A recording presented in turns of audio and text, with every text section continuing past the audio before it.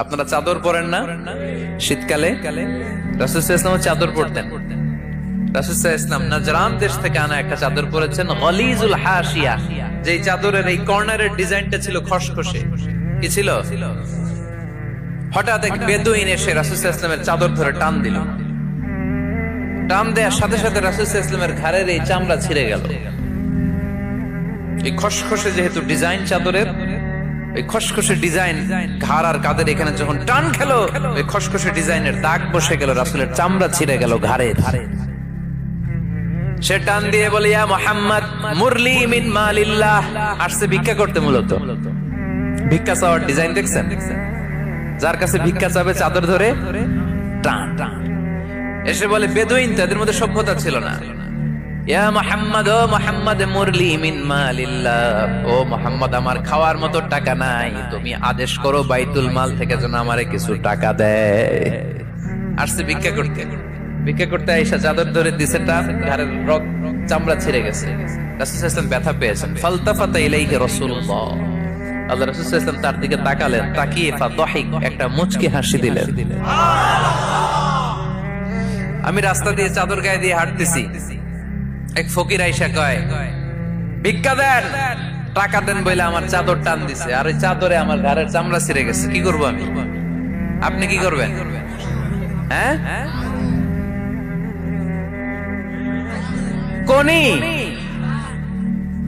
আচ্ছা, তা আমরা ঠিকই ওরে ধরে মাইর দিতাম, তাই না? আজকে ওর একদিনকে আমার একদিন বর্তা বানায় ফেলতাম ওরে পিটায়, রাগের চোটে, ঠিক কিনা?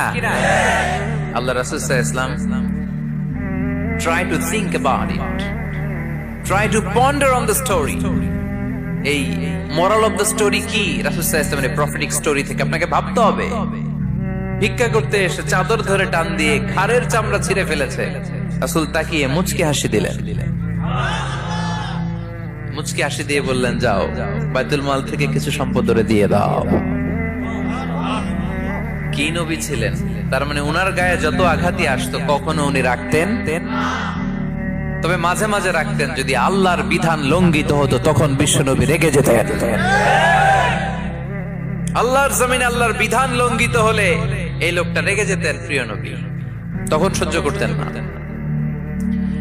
এক সাহাবী এসে বললেন, ইয়া রাসূলুল্লাহ, এমন ইমাম পাঠিয়েছেন আমাদের এলাকায়, বড় বড় সূরা দিয়ে নামাজ পড়ায়, এত বড় সূরা দিয়ে পড়ে, তার পিছনে দাঁড়িয়ে থাকার ক্ষমতা আমার নাই। এই কথা শুনে বিশ্বনবী রেগে গেলেন, কারণ ইসলামের বিধান এখানে লঙ্ঘিত হচ্ছে, ঠিক কিনা?